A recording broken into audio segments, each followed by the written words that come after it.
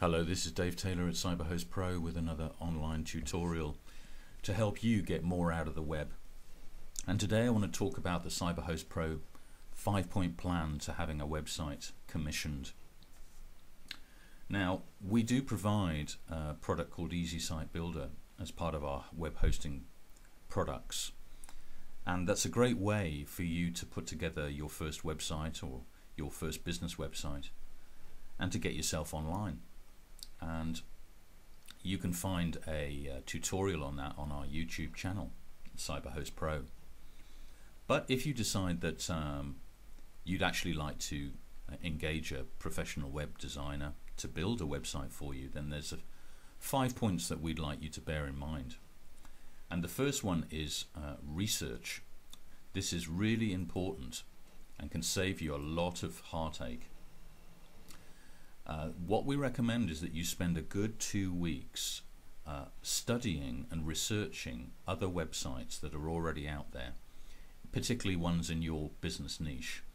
Take some time to look through these websites, particularly ones which are, major brands like this one, and see how they organize the information on the site under these main navigation tabs. Because this will have been researched with customers quite in some depth, and it will give you a real insight into what people are looking for primarily when they come onto this kind of site, and that'll inform your strategy on how you want your website to be navigated and constructed. Also, look at how they use visuals and some of the key messages that they send that are associated with your industry. Look at things like integration of social media. That's a very popular one, and the way that they use imagery to get their brand values across to consumers. This is all really important stuff that is going to inform you and help you to construct your website and save you a lot of time and mistakes. So that's the first one, research. The second point in the 5-point plan is a content management system. You need to make sure that there is a content management system built into your website, which means that you can easily go in and change things like images and text and headers. Here's an example of Curry's website, and it has a lot of information and a lot of visuals that change regularly. So what you don't want to do is have to go back to your web designer and ask them to make changes to text and so on. You need to be able to do that yourself, and that is called a content management system. So that's the second point. The third point is that we'd recommend that you work with somebody local, and probably the best way to do that is just to go into Google and to do a search based on where you are, in this case Chester, and just do a search for web design or web designers with your geographic location and see what results come up, and then have a look through at your leisure. Have a look at the people who are coming up on page 1 and 2 of Google, and have a look at their work and see how they put themselves across, and then maybe arrange to have a meeting with 2 or 3 of them. And it's always good to get together face to face. They will certainly help you to formulate your ideas on your website. They will give you the benefit of their experience. But at the end of the day, remember, this is your site and you've got to be the one who's happy with it. So working with somebody local where you can get together quite easily and discuss the project is usually a real help when you're putting a site together. So that's item 3. Point number 4 is authority symbols.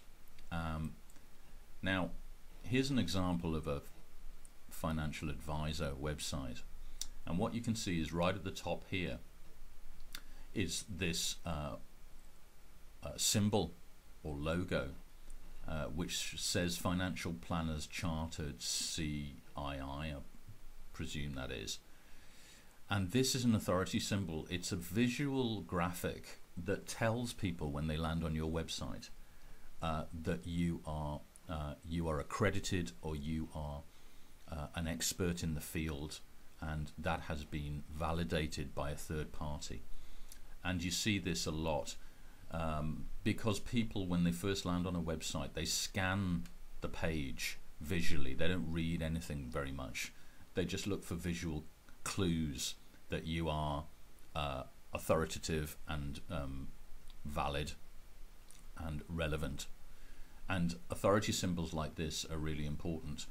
Now, if you're not a member of a professional association or anything like that, then you can still put authority symbols on there by putting up the logo, for example, of some of your customers, some of your more prestigious customers. If you've got that available, make sure you ask their permission, but usually they'll be fine with that.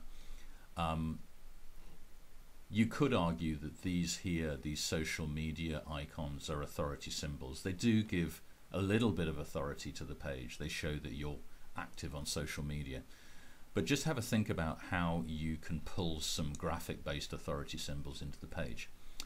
And then last but not least, you need to make sure that your web pages have calls to action. This is basically what you want the consumer or the visitor to your web page to do next. And here's an example from Google+. And this red block here is very obvious to the eye when you land. And this is an authority symbol. And basically what Google wants you to do when you land here is to sign in. And if you don't have an account, you can see in red over here, it's got the alternative to signing in, which is create an account. And then it has other authority symbols, calls to action rather. Down here are two graphic based ones, one involving Google Play and the other one going to the App Store for the iPhone. So these are calls to action, and you need to make sure that on your web pages, that whatever text and other content you have, it's very clear what you want the consumer to do next.